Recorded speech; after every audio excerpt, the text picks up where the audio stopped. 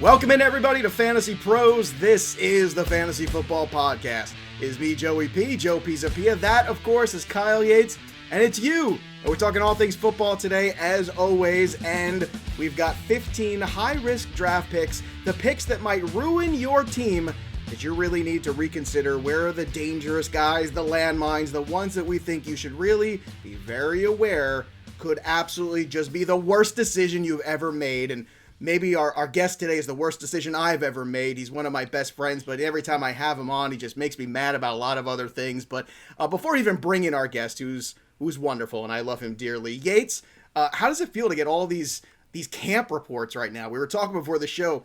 This is exciting. It feels like a weird bolt of lightning through my veins where we're getting football. Things are happening. Some things are getting overrated, over-talked about. But still, at least we've got some football to talk about, which is a nice thing.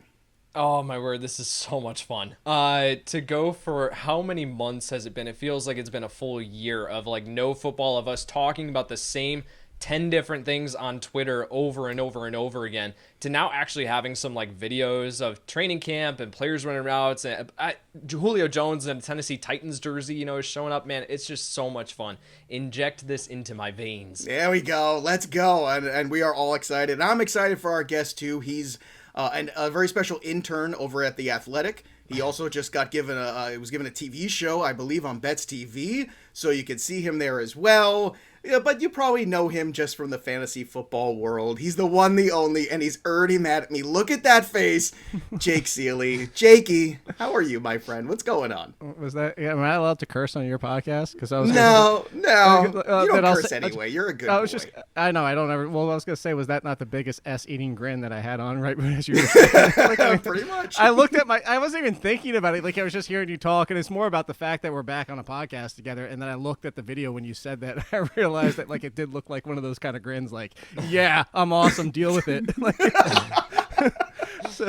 No, but I appreciate you shouted out the best TV. Yeah, yesterday was the first episode, and next week is 3 times a week on top of everything at The Athletic, on top of everything. And it did make you mad. I made you mad about the Mets before they even came on. That's what I mean. We're talking about the Mets. We're talking football. We were talking baseball. We're talking about the New York Yankees are out of it in everybody's opinion, and they're like, no, screw you guys. We're trading for everybody. And the Mets are like, yeah, we're winning the division, but we're going to sit back on our thumbs. But anyway, we're talking football. Yeah, I know. Yates is completely pissed off at us already. Just we're like, what are you even doing? Why are you doing this on my football show? That's okay. We won't. We're not going to get much further.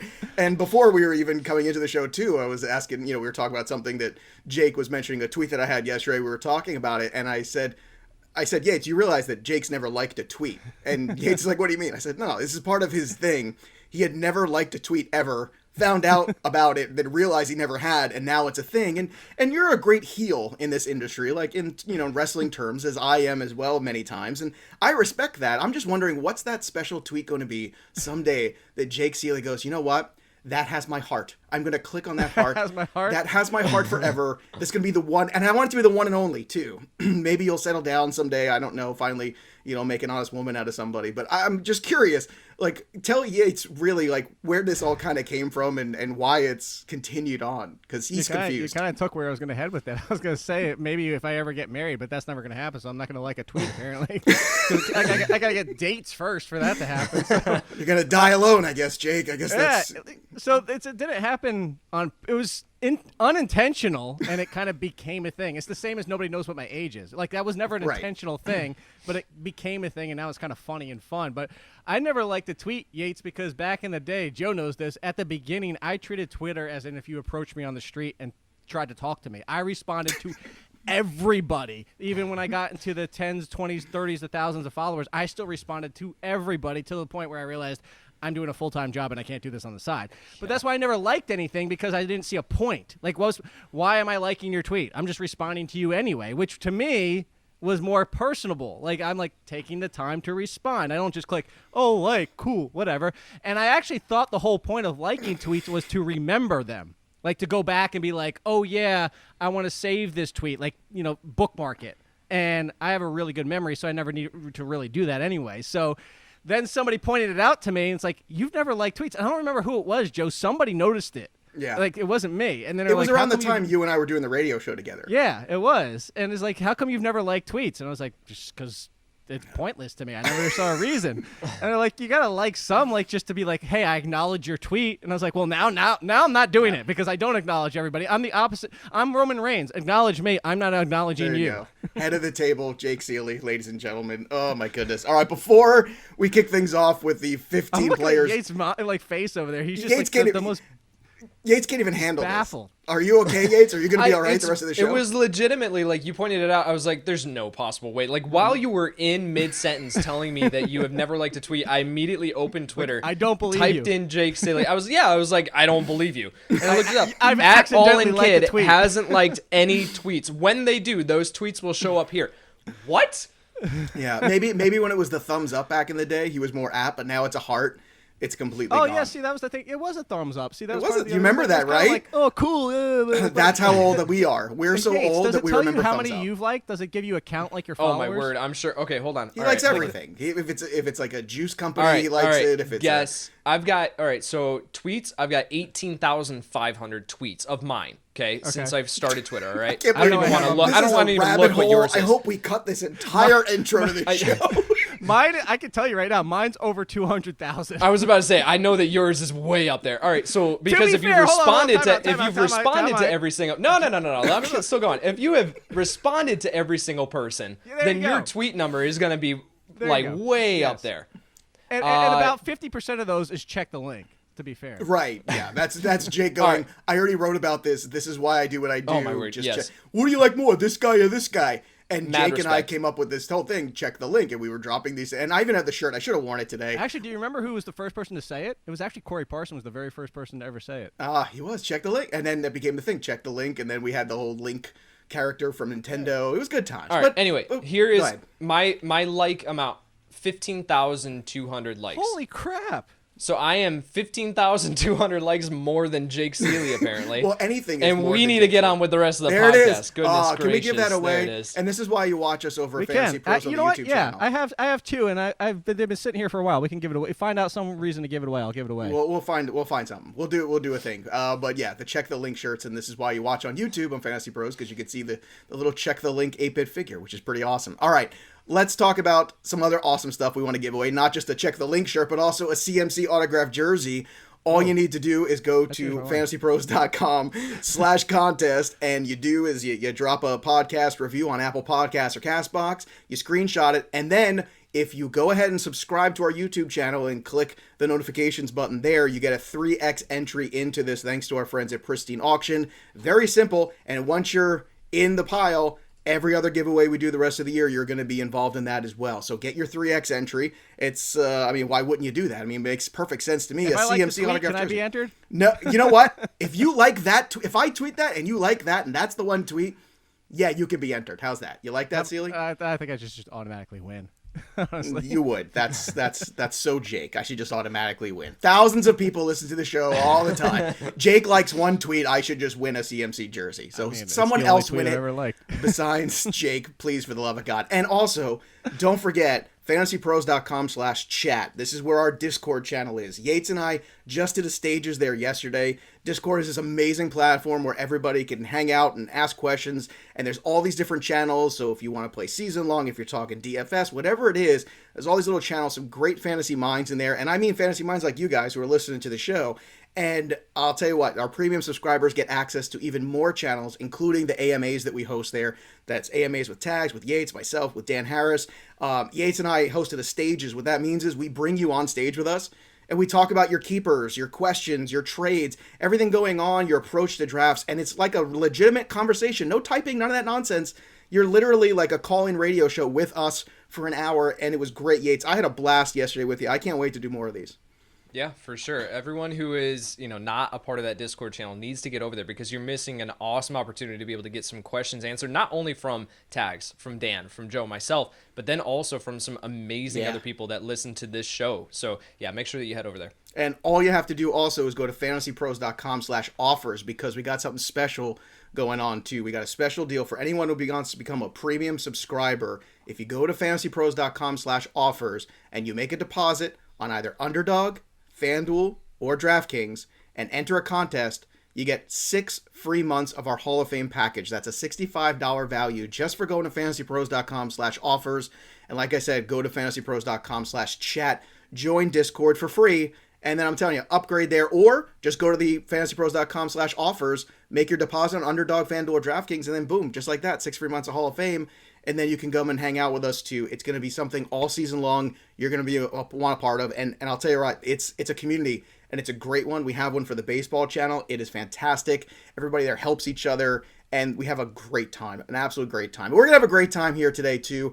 I want to start these players. So Jake, since you are the guest who likes everything, let's talk about a player that you don't like, right? I mean, you're the perfect guy for this show. When I thought about it too, I was like, who better than Jake Ciely to talk about players? They're going to just, you're going to crap on guys. You hate this person, and this guy's going to be terrible. So let's start with 2 players in the top 50 in half PPR ADP that have the biggest chance of being disappointing to fantasy managers. Now, they might still be good players, but you have to recognize the risk, basically. So let's start with your big one here you want to talk about first.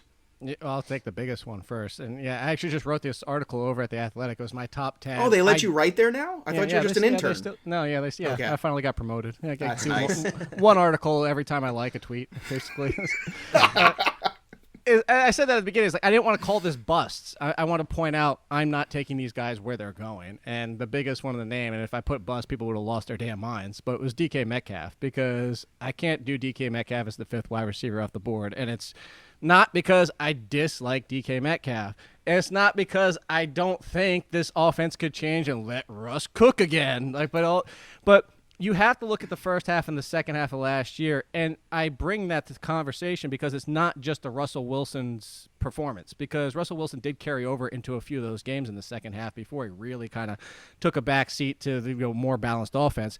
But it's the fact that NFL defenses are smarter than people give them credit for. And I keep bringing up the Jared Goff comparison every single time for quarterbacks, for wide receivers, everything. The NFL will adjust to you. Mm-hmm. They adjusted to Jared Goff that season because they realized, hey, we'll stop showing our formations till the headset clicks off and Sean McVay can't tell Jared Goff what to do. And that's where you saw Jared Goff fall off. I bring that up to say defenses said, you know what?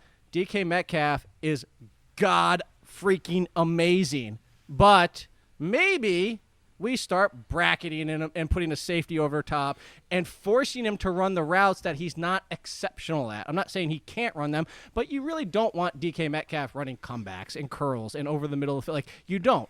So if you look at the yards per reception, it dropped enormously. And it wasn't just because Russell Wilson wasn't quote-unquote cooking. It was because teams started forcing him to run shorter routes.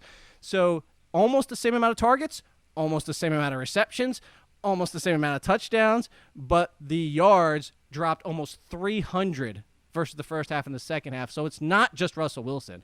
It's that defenses got smarter. I do think the offense can be better, but you give me wide receiver 5 with the names that are behind them, with the target shares of Allen Robinson, Keenan Allen, and Justin Jefferson and all these guys. It's the price. I can't get behind that price. Yeah, and just to reiterate what Jake said too, these aren't bad players we're talking about. Just the opposite.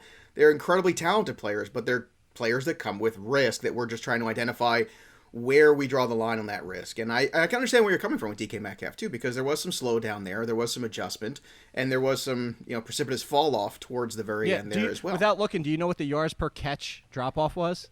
What the difference between them, or between from the what first half and the second half, yards per catch drop? He finished around 18, I think, over in the season, and I know that he was up at like 21 at one point. Like 11? So it's got to be like 14 or 15. It was the drop, but the difference, so the difference was 5.4. He dropped 5.4 yards per catch in the second half. Yeah, and that's why Jake's bringing it up, because what he's talking to you too, especially if you're in your salary cap drafts and you're looking for, DK Metcalf, high-end talent, big-time name, but there's some other guys there. Allen Robinson, a lot of volume. Terry McLaurin, a lot of volume. Lesser on that tier in terms of superstar. Yates, let's go to you. Who's the first guy on your list in the top 50 that you have hesitation about that's a high-risk player? Yeah, and again, like reiterating what Jake said, I really like this player. I really like the talent. I don't like the situation, and that's Josh Jacobs at RB16 currently in ADP consensus. I mean, with Jacobs, what you have been banking on for this entire time with his fantasy stock has been that he's getting a ton of work on the ground, and he's been running behind a terrific offensive line. Well, now what we saw this past offseason was the offensive line being dismantled. You've got now Rodney Hudson out of town, Gabe Jackson out of town. Like, there's a lot of pieces here to this offensive line that it's not the same. That he's not going to be running behind this same offensive line. And then on top of that, they go in and they bring in Kenyon Drake on a pretty sizable contract for a free agent running back. He's now getting a lot more than what Josh Jacobs is getting paid. So all this goes together for me to say, like, with Josh Jacobs, he no longer has the receiving upside that he really didn't have to begin with, but there was always the path, like, oh, just get Josh Jacobs more involved in the receiving game, and we'll see him become a top 5 running back if you pair that with his workload on the ground. Well, now with Kenyon Drake, that's gone, because Kenyon Drake is going to be involved in this offense enough, and it's going to take away work from Josh Jacobs. So I've got Jacobs a little bit further down. I still think that he is a very safe option for your lineup, but as a low-end running back too. As a mid-range RB2 at RB16, and I talked about this early on in the offseason, saying that as we start to see some people come back to fantasy football, come back to the table, that see that Josh Jacobs finished at, RB8 last year? Like, he finished as a top 10 running back. They're going to say, yeah, I love Josh Jacobs. He's been great for me in the past. All right, well, I'll draft him again. And we might see his ADP rise even further than RB16. So I'm just saying, let's pump the brakes here on Josh Jacobs. We got to temper expectations, because it's not the same situation as what he's had in previous years. Yates, I have a follow-up for you. In a standard league, are you a little bit more comfortable with Jacobs? Yeah, probably, because that Kenyon Drake is not going to eat a ton into the workload on the ground for Josh Jacobs. If he can stay fully healthy, he's got 250 carries in the bag, easy. So I think that, but then also, again, the offensive line does come into play here, and he's been running behind a very, very good offensive line, and it's not like Josh Jacobs has actually been insanely efficient with that opportunity even. So I think we could see the yards per carry numbers tick down just a little bit more. So even though he has the volume, it's not like he's in a top 10 scoring offense where the scoring opportunities are going to be there, and he's going to be putting up insane efficiency metrics. So I think I am a little bit more like RB16 in a standard league. Sure, I think it's still a little bit rich, but I can get on board with that. But in a half PPR, when we do have some other running backs in this territory that do come with receiving upside, that's where it's a little bit, I'm jumping off ship. And in the half PPR, he is RB16 right now, number 28 overall. I'm going to go way higher on the board than both of you, because when we're talking about risk, I think we have to talk about a risk in the first round. And for me, it's Saquon Barkley. Now, I love the talent of Saquon Barkley. In fact, he's one of only 2 rookies in the history of the 10 years of the Black Book series that I had in the first round in terms of a grade that, yeah, this guy's going to return first round value. And it was Ezekiel Elliott, and he did, and Saquon Barkley, and he did. Now, for me, this is really tough, because this is a player who's 2 years in a row dealt with injuries. I still have enormous concerns with the quarterback play, especially because that quarterback's constantly turning the football over, which, let's be honest, that limits scoring opportunities. You only get so many times to touch the football in a football game on the offensive side.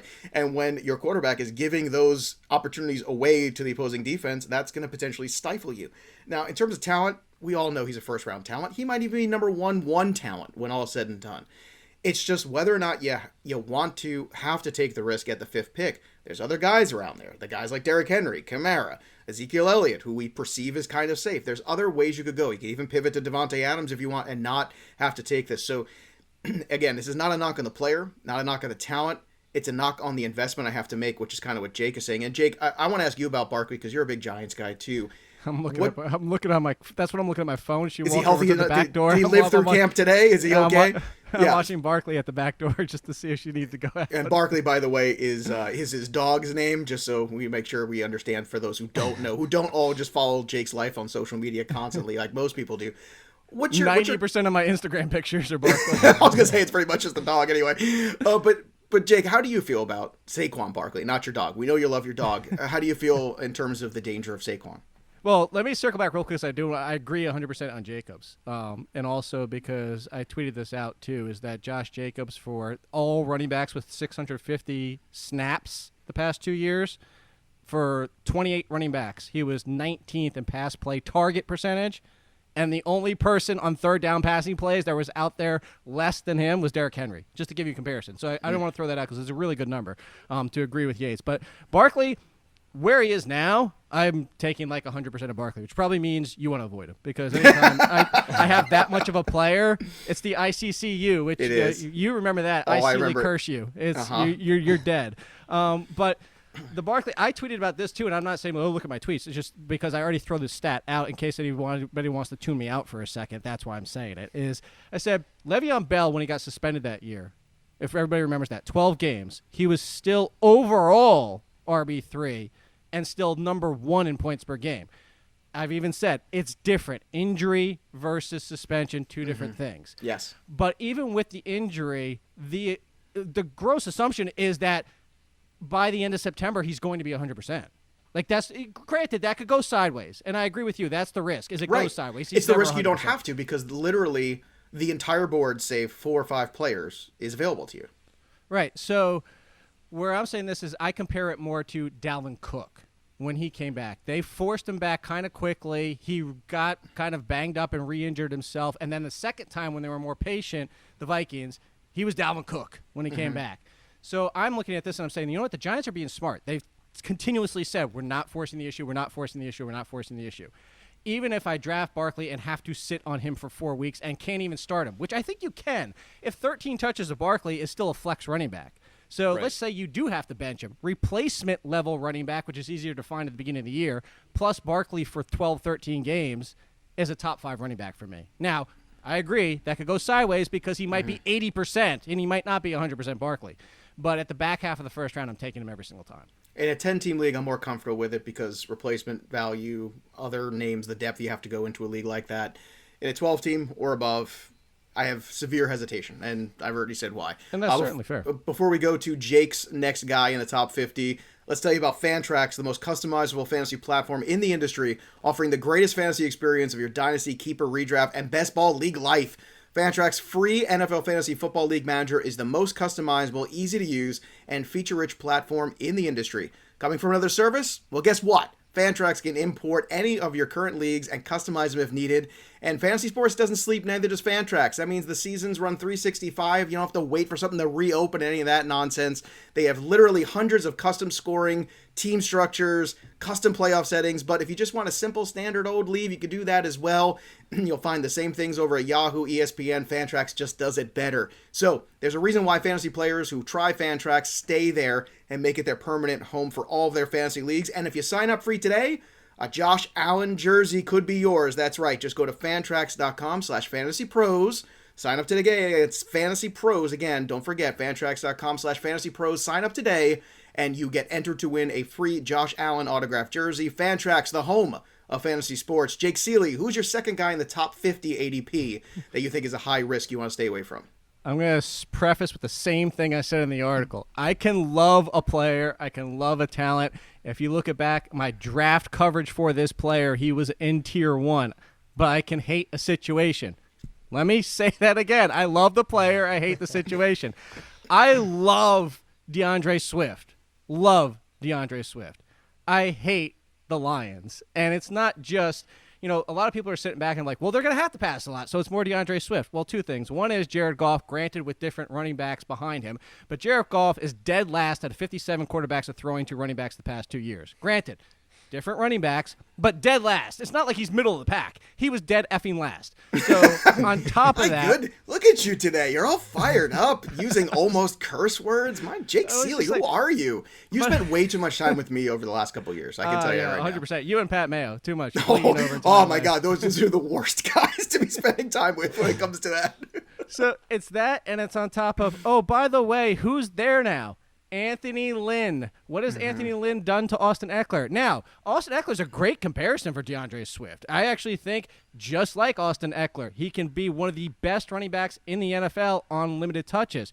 But you're going to also now compare the Chargers offense versus the Lions offense, taking that 10 times out of 10. Who's behind Austin Eckler?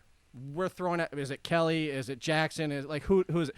With the Lions, they brought in Jamal Williams, who has proven to be one of the best backups in the NFL, who also, this is the most important part of this. When you talk about the passing game, Jamal Williams is one of the best pass-blocking running backs in the NFL.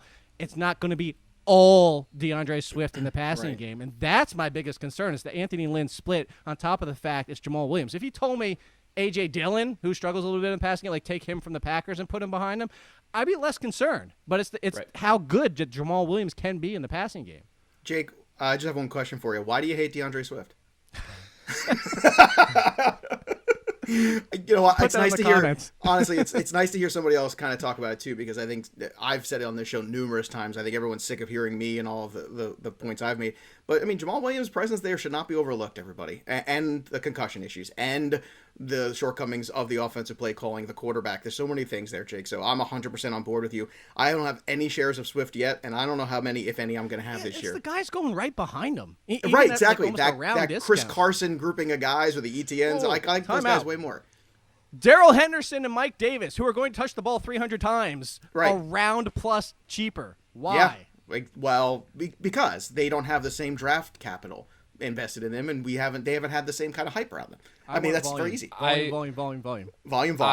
Yates. I was one of the first ones out in front on saying I'm off on DeAndre Swift this year, especially when he was going like RB12, RB13, and early ADP. I had people jumping down my throat. My mentions were just ridiculous. So I am 100%. There you go, 3 for 3. Oh, you agree with me? You're stupid. You agree with me? Yates, Dang it. You're up next, Yates. Who you got? All right, let's go from one of the worst offenses in the NFL to one that's probably not going to be that much better in year one. Let's go Jacksonville. Why is James Robinson still at RB22 in ADP? I don't know. I have no answer. Why? Anyone have any answer? What with Travis Etienne coming in into the fold here, especially getting the first round draft capital, and we have talked about this on the podcast, Joe, saying that this could be a very similar situation to what we've seen with Alvin Kamara and Mark Ingram in years past, right? Because Mark Ingram could fill this, or James Robinson could fill that Mark Ingram role where he's going to be the first and second down guy, the bruiser, he might be the goal line back, but Alvin Kamara is going to be heavily involved in the receiving game. That's Travis Etienne, because he can fill a very similar skill set in the NFL, and I think that he's going to be used in a very similar role in the Jacksonville Jaguars offense. Well, then the difference here is that New Orleans was a top 10, top 5 scoring offense every single year that Mark Ingram, that was a viable fantasy option, and Alvin Kamara. Jacksonville might not crack the top 20. This is not going to be a prolific scoring offense here in year one of Trevor Lawrence, so, especially with Urban Meyer. So I think all that just goes together for me to say, where is James Robinson? How is he going to get enough volume, one, scoring opportunities, two, and then receiving work, because Travis Etienne's going to take the majority of it, to be able to sustain RB22. Now, I get that a lot of people are coming back in, and they fell in love with what James Robinson did for them last year, but this is not the same situation. You have a very, very prolific pass-catching and dynamic and explosive running back ahead of him on the depth chart that this team, this new coaching staff, this new general manager invested significant draft capital in. So James Robinson, RB22, I've got him down at RB38 this year. I'm at 34. Totally, I'm surprised he's that high. Because I felt like the reason, I don't know if you saw my face, I was actually a little surprised at first. We try not to look at it as much as possible. Smart. I feel like I've been the James Robinson apologist, because I feel like, Travis Etienne is going to be the lesser version of Kamara, but Robinson would be the better version of Latavius Murray, where you could use him as flex. But I was thinking he was going around flex. I agree. That's an absurd cost to still be that high. It's absurd, but what's built in is the fact that he has a lot of good favor with people from last year who picked him up and won leagues with him. They picked him off of the waiver wire. They felt like the smartest person in the room, and they won. I mean, they did. He catapulted a lot of teams, which he did. And there were not a lot of great waiver wire pickups last year in 2020. Let's be honest. There weren't a lot of game-changing, league-changing guys that were out there on the waiver wire, and he might have been 1A of those guys. So I think that's probably why he has a lot of good favor, and also people are, concerned about, well, he's a rookie quarterback still. I know it's Trevor Lawrence, and he's great, and Etienne is a rookie, and all these other rookies. That's the guy who was there, but I am absolutely puzzled, just like you guys, of why the ADP stays where it is. I'm also puzzled by the ADP of Mike Evans. He is 37 overall and wide receiver 12. Now, at wide receiver 12, even the half PPR, I understand he scored a bunch of touchdowns last year. That's almost all he did at times. And it was a little troubling. I'm also troubled by a healthy, in-camp Antonio Brown on this team, along with Godwin, along with Gronk. It just seems like a lot of options. And we talk about volume being king, right, guys? We always talk about that. I want a wide receiver who's going to, like Terry McLaurin, Allen Robinson. If I'm going to be drafting a guy in that 10, 11, 12 area, it's those guys. It's not necessarily Mike Evans. Keenan Allen, another guy you want to throw into that mix, right, of those names where you feel good about the volume, great about the receiver. Mike Evans has been a very productive wide receiver, a great talent for a long time. This is a very messy scenario, and I've watched enough Tom Brady in my life to know Tom Brady's going to hit the open guy, whoever that is, whatever the circumstance is, and if that's not Mike Evans or that game plan is stopping Mike Evans, he's just going to pivot to the next guy and the next guy. That's what he's going to do. And in terms of my number one wide receiver, that's not what I'm looking for. I feel better about CeeDee Lamb 100% more this year than I do about Mike Evans. Now, I don't know if that feels like a hot take to you boys. Yates, do you think that's crazy? Because I would much rather have CeeDee Lamb than Mike Evans. I've got Lamb above Evans in my rankings. So I think with Evans, it's that wide receiver 12 ADP is not taking into account the volatility that he had throughout periods last season. And then also, you mentioned it, Antonio Brown fully healthy. You do have Jalen Darden coming into the fold. I think they're going to try to get him involved. OJ Howard's coming back. He's going to be, a factor here as well as in 2 tight end sets. Then you have Giovanni Bernard also added to this team. He's not just going to sit on the bench. He's going to be a pass catching option out of the backfield too. There are so many mouths to feed here. With my wide receiver 1, granted it is a low end wide receiver 1, but you're still probably in drafting him to be your wide receiver 1 if you went running back early. I mean, that is, you want consistency. And I would personally rather go with Chris Godwin in this offense over Mike Evans. Yeah, I just can't get there with Evans too. So he has some hamstring issues the last couple of years too. He's also getting older. It's a lot of reasons. 12, I'm sorry, can't go there. All right, another thing that's dangerous besides these players we're talking about is also letting your body hair get out of control. Look at you. You look like a beast. This is what you got to do. You got to go to manscaped.com. Go get the package 4.0. Of course, I've got one too. We've all got one. It's the coolest. Only the cool kids have the Lawnmower 4.0. It is the coolest. The Lawnmower 4.0 is 7,000 glorious RPMs of motor. It's got the longest battery life in the history of battery lives. It actually powers Jake Ciely's social media accounts. It's stunning what it's able to do. It's got the 4K LED because it doesn't have light. to like things. That's right. It doesn't waste its time liking anything. But you know what? If you are all taken care of on the body hair situation, more people will like you. So don't forget that. It's also got the weed whacker in that performance package. It's got the crop preserver. It's got the boxers. It's got the shears. It's got everything. It's got the little nose hair trimmer, all that stuff. And it all can be yours thanks to our good friend Yates. That's the code. That's right. Manscaped.com. Yates is actually one of their leading guys out there on the ground, going door to door, selling Manscaped products. So use that code Yates for 20% off and free shipping. Again, that's manscaped.com. Promo code Yates. Your balls will thank you. All right, let's move out of the top 50 here for a second, and let's move a little bit further off because there's still a lot of risk here in the top 100 guys. There's definitely more of those players out there. So we're going to talk each now about 3 players from 51 to 100 in half PPR ADP. So Jake, why don't you kick things off again and give us another name on your list? And let's kick this off with out of college. And this is, go look. This isn't victory lapping. I was one of the higher people on this player. So this is coming from a fan of the talent. Again, do you guys know? Let's play a little trivia. Let's do a little trivia. Do you know how many times in Chase Edmonds' career he's carried the ball more than 8 times? More than 8 times? I think it's only once or twice. I'm going to say 3. 3. There you go. Dang it. 27, 11, and 25. Wow. I say this was also the 220s where they had the Cardinals do not want Chase Edmonds to carry the ball a lot. They want him in a timeshare.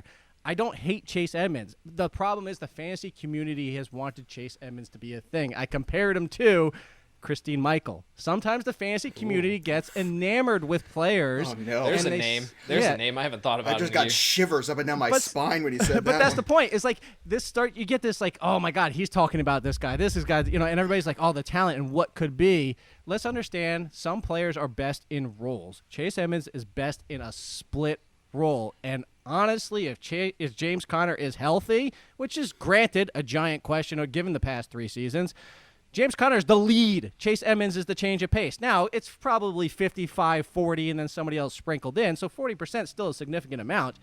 But he should not be 24th off the board at running back, and he should not be full 2-3 rounds ahead of James Conner. If anything, they should be going back-to-back. Mm-hmm. That's my biggest problem with Chase Edmonds. Love him, just the cost is absurd. Jake, is there any way that someone not named Kyler Murray leads the Cardinals in rushing this year?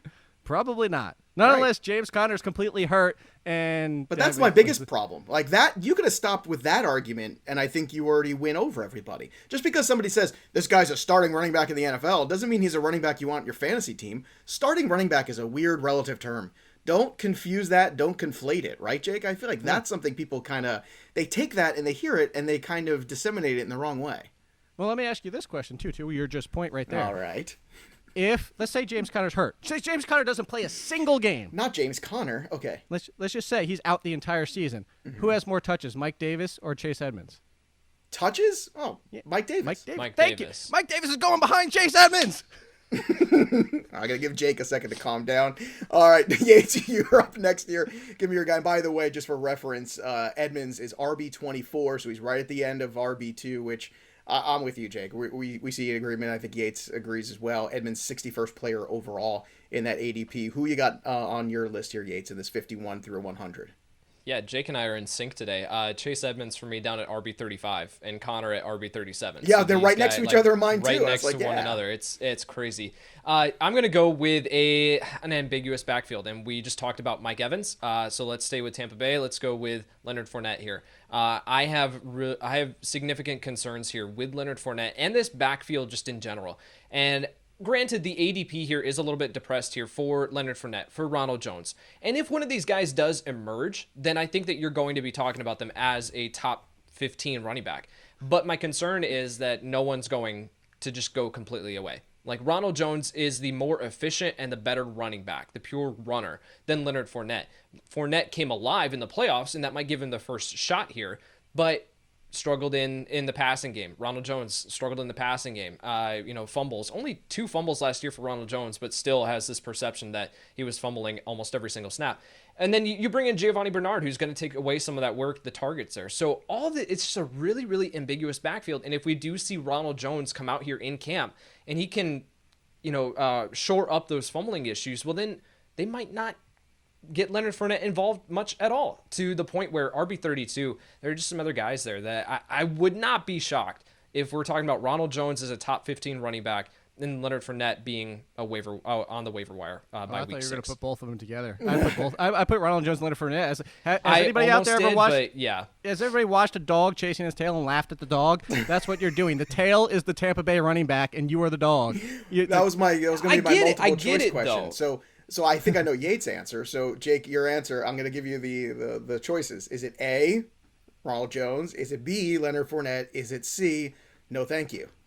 C, no thank you. Okay. It's the Patriots. I'll take the cheapest one. I'll take Giovanni Bernard. And I'm not even really on Giovanni Bernard.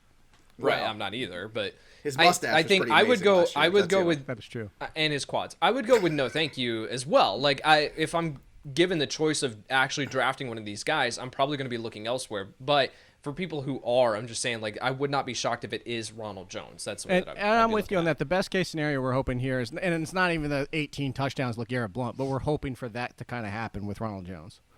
Well, let's move on to another guy, and I got a running back too.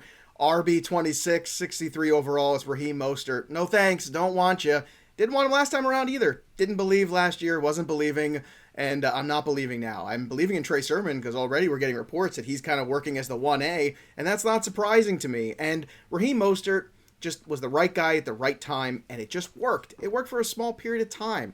Let's not fool ourselves that all of a sudden Raheem Mostert was this player where 5 teams in 3 years passed on him, and 5 NFL teams, 5, got it wrong. No, it's impossible, okay? That does not happen in the NFL. Maybe 2-3 teams, maybe the Jets twice on their own, but not 5 different NFL teams. So Raheem Mostert benefited from the system. I think Trey Sermon is better suited for all of this work, and I think that's going to show itself very soon, sooner than later. And Mostert right now, RB26? No, I just can't get there. Sorry, I'm not going to do it. All right, we got more guys to get after too, but before we do, I want to tell you about another one of our sponsors here on the show, and it's IPVanish. So what is IPVanish? Well, it's a virtual private network, a VPN for short, and a VPN is a super important tool that helps you safely browse the internet. You can use a VPN on your computers, your tablets, your phones, anything, even things like a Fire Stick when you're streaming media, or you can use a VPN. That way all your data is encrypted. When you're reading, what you're searching, what you're watching, and whatever it is you're doing on the internet. So that's important because what you're doing on the internet should be your business, right? So for listeners in the show, IPVanish is offering incredible 65% off, $349. That's right, just $349 for a month, or $31.49 for the entire year. Everything you get with the IPVanish, you get anonymous IP address, circumvent any online censorship, get protection when using public Wi-Fi, 24/7 support as well. So if you go to ipvanish.com/pros, claim your 65% savings. They have plans again starting at $349 all the way up to $31.49 for the entire year. This is the time to sign up, and with our discount in the current promotion offerings, you can get a VPN for 65% off the usual offering. Again, go to ipvanish.com/pros to get your 65% off savings. Jake Ciely, give me another player that you are going to save yourself from in the season. New York Giants, Kenny Golladay. Look, let's talk about Kenny Golladay as the player. And I'm not even just talking about the one season of the great touchdown ratio. And that's a concern we should have in fantasy, period. Like Adam Thielen last year. We should be concerned Adam Thielen scoring 14 touchdowns. Juju Smith-Schuster, not even 900 receiving yards and 9 touchdowns. Like, these are concerns we should know and learn about fantasy football, that regression to the mean is a thing. Kenny Golladay also as a player I've made the comparison. He can be a great player just like Dez Bryant. Dez Bryant wasn't a great separator. Everybody was like, no. Dez Bryant doesn't separate now that he's 30 years old. Dez Bryant never needed to. That wasn't who he is. Right. That's not who Kenny Golladay is.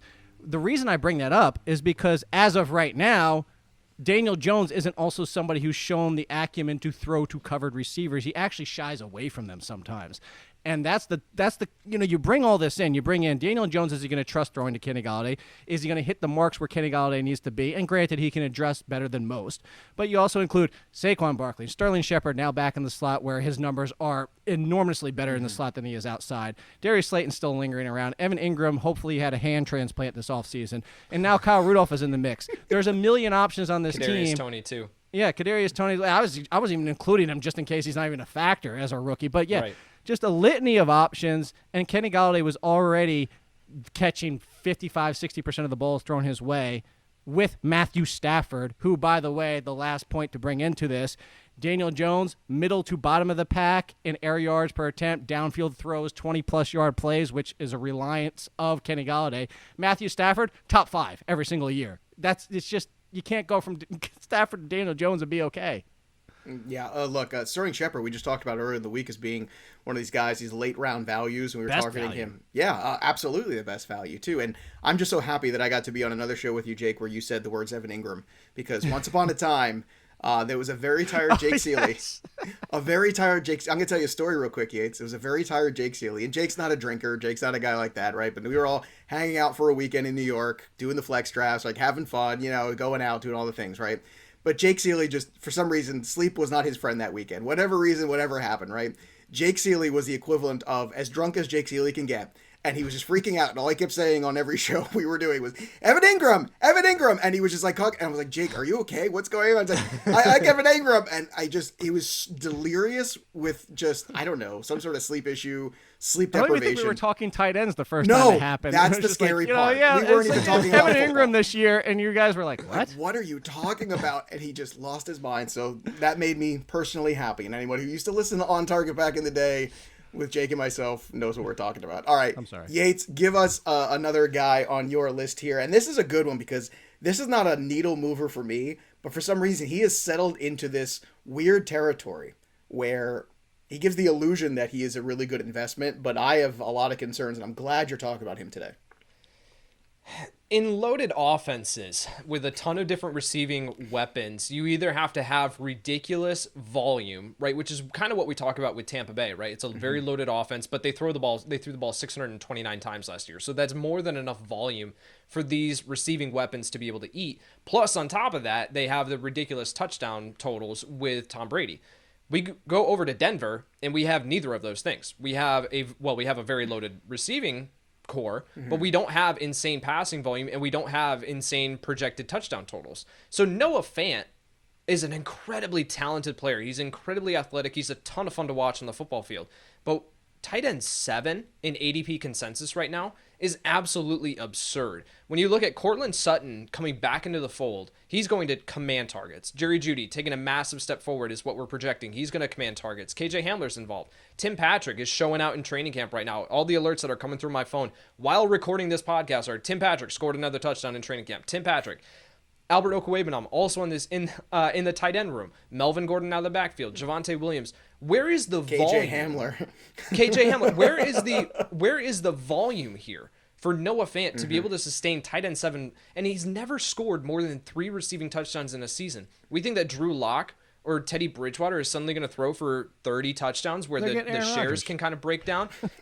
Yeah, okay, that boat's Get sailed, out. Jake. Just move on. Get out, So, Jake. Get out. this You're is off the show. with Noah Fant, tight end 7. Neither of the things that need to happen for Noah Fant to either have insane volume to return that value or insane touchdown upside. He just doesn't have it with these quarterbacks. It's not there. So Noah Fant, please stop drafting him at tight end 7. So glad, because I see this and we're doing the mocks together.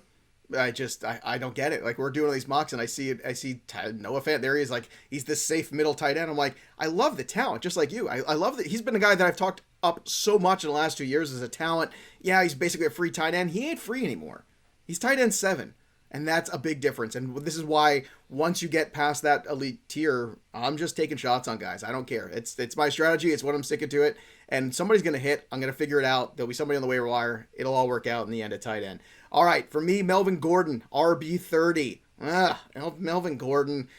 He's another year older. Still looming about whether or not he's going to get any kind of punishment for off-the-field stuff. They drafted Javonte Williams, who, look, at this point, I mean, talent-wise, speed-wise, I don't think we have much of a question here. And I understand that Denver's probably going to run the ball, and I understand Melvin Gordon's probably not done. He's probably going to be just around enough to ruin all my Javonte Williams shares.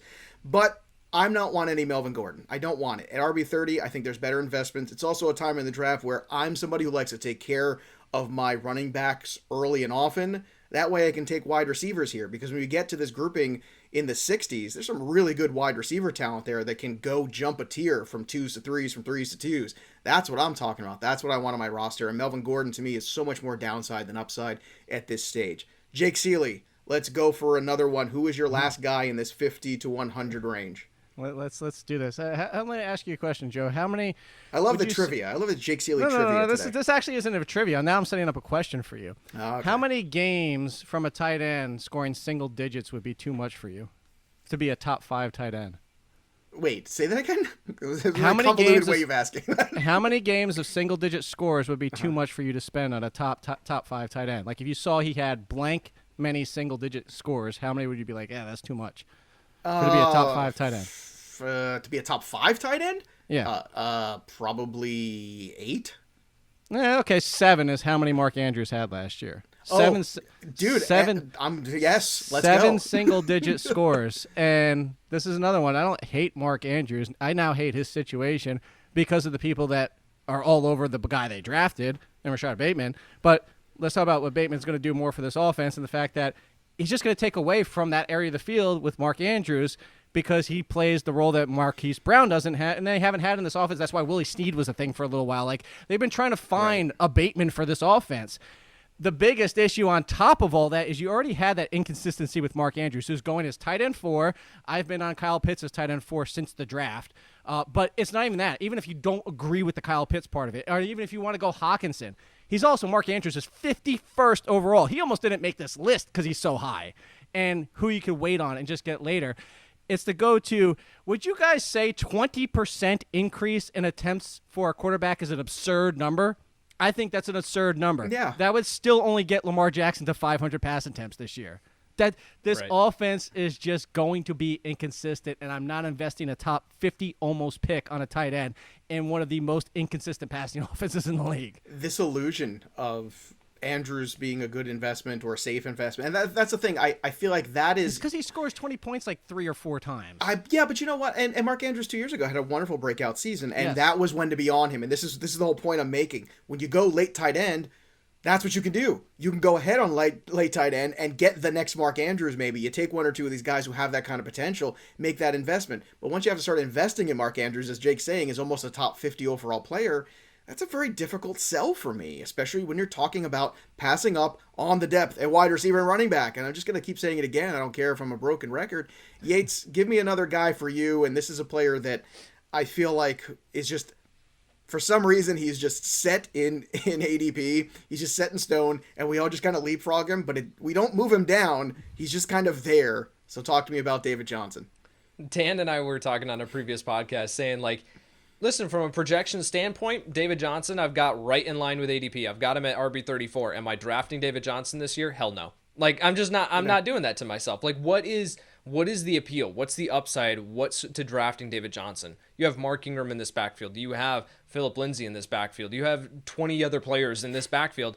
And it's just, this offense is going to be absolutely atrocious. So David Johnson, even last year, really was not a good fantasy option. And the offense, the bottom of this offense just fell out. Like, this is going to be the worst scoring offense in the NFL. So why are we aiming to roster the starting running back who might not even be like the guaranteed? No, Jake, don't do it. Don't do it. Might not even be like the guaranteed like starting like workhorse back in this backfield. He's not going to get the majority of the work. So I think, what's the upside? He might finish as RB34, but is that when we look back, is that going to be someone that we are happy that we rostered? All right, Jake, go ahead. Just to play devil's advocate here, for straight out of the gate, Mark Ingram is a non-factor. Just like, yes, we all agree on that. Rex Burkhead's not a factor either. I agree. Like, I've been a Phillip Lindsay Lindsay's fan. the factor. He's the X factor. I have no problem with Phillip Lindsay being a factor. You better not. But here's the pushback where I'm playing devil's advocate here. Right. No, that's fair. He was RB15 in points per game last year. RB15. But wait, Jake, that's also in a year where the entire first round got hurt of running backs. And just running backs get hurt all the time. Deshaun Watson was his quarterback, and the offense was actually Tyrod Taylor's going to run a 10 too. I'm just saying, like, I'm just playing devil's advocate. I'm not saying draft. Jake, are you playing devil's advocate? I'm just kind of curious. Is that all you're doing? But he didn't play the full season. He only played 11 or 12 games or whatever it was. But I just bring that up because I was pointing out, like, if David Johnson falls to, where is he overall? Because I know he's 30. What did you say, 30 something? I actually like 80 overall, I think. And I don't have a problem with him in the 7th, 8th round. That's the issue. Is like, if I went wide receiver, because if you're taking him there, you went wide receiver heavy. You're not taking him as, you're starting. You're just not. Actually, even at that point, there's no way he's your second running back. So I get it. I'm with you. I think it's a very easy path to be non-relevant, like Mark Ingram just was. I'm going to play devil's advocate for you. Okay. These are the other names around there that you can invest in. That's a good way to put it. Okay. We already know Leonard Fournette is not somebody you want. Jalen Hurts is a player right around there. He is number 79 overall. Juju Smith-Schuster, Dallas Goedert, Cortland Sutton, DJ Shark, Devontae Smith. That's kind of, and then right after that, you have Michael Carter in the mix. I would take him over the tight end and Fournette. That's it. Would you take him over Damien Harris? He's also in that grouping. No, I'm a Damien. How do you really feel? I actually like Damien Harris a lot. That's a different show. That's wait, you do? Players. Oh, you would. Wait, you would take Damien. Yes, I would take Damien Harris. Hey, good, excellent. See, you and I. Hey, you know what? Everybody out there, this is the quick version of the Damien Harris. Coaches adapt to the talent around them. Andy Reid was a bell cow running back until he wasn't. Doug Peterson was a committee backfield until he wasn't. Stop with that. Damien Harris can't be the lead guy. Thank you, Jake Ciely. You've once again proven your worth, and I hope you get a full-time job someday at The Athletic. I'm going to give you one more here for me, and that is Zach Moss. Now, I know you're going to say, he's 95. It's worth a shot. Is it? Is that where we're at here? He's RB39. And look, maybe it is worth a shot. I guess here's the point is there going to be an opportunity where all of a sudden Josh Allen is not going to be Josh Allen and run amok all over the place? I don't think there's any way that we're not going to see a very similar path for Josh Allen, because it worked. Because when teams win games, what they do is they stick with what's working until somebody stops them. And I hope, for the sake of the Buffalo Bills, they do figure something out, because I do believe when you get into December and January, you do have to kind of diversify the offense a little bit. You do have to make sure that you can balance things out, because you don't want to be one-dimensional. And it did hurt the Buffalo Bills as they got deeper into the playoffs. However, I'm just not sold whether or not Zach Moss is going to do that in the regular season, be somebody from a fantasy perspective you want to invest in. Once again, like we just did with the last player, we're looking around those 90 picks. Kenyon Drake is far more interesting to me. James Conner is more interesting to me. And those are the running backs right around there. And then if you want to just talk about talent overall, how about Ryan Tannehill, 97 overall, Jerry Jeudy at 98 overall, even Will Fuller at 100, and Brandon Cooks, two wide receivers that have the opportunity, at the very least, to be productive. Maybe not all-time great wide receiver seasons, but productivity that you can put in your lineup and feel good about.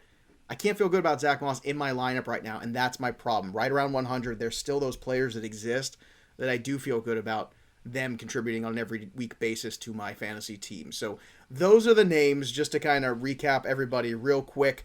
Jake's 5 names, the last 3 that he gave you.